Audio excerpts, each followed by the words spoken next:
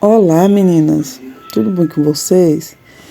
Para quem ainda não me conhece, eu me chamo Neidebiju e hoje eu vou ensinar vocês a fazer esse aromatizador de ambiente.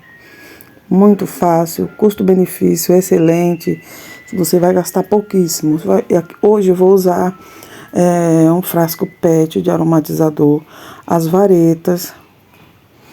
Eu vou usar 4, mas caso você queira por mais, aquele cordãozinho dourado que eu amo, que eu acho que dá um acabamento legal.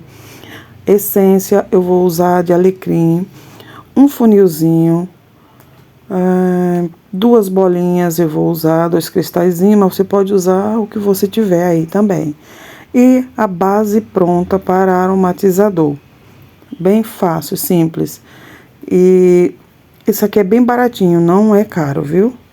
Então, fique com o vídeo e veja como é bem fácil de fazer. Peço que você, se você gostar do vídeo, deixe o seu joinha. Se você é novo no meu canal, se inscreva, ative os sininhos para não perder os próximos vídeos que eu posto aqui.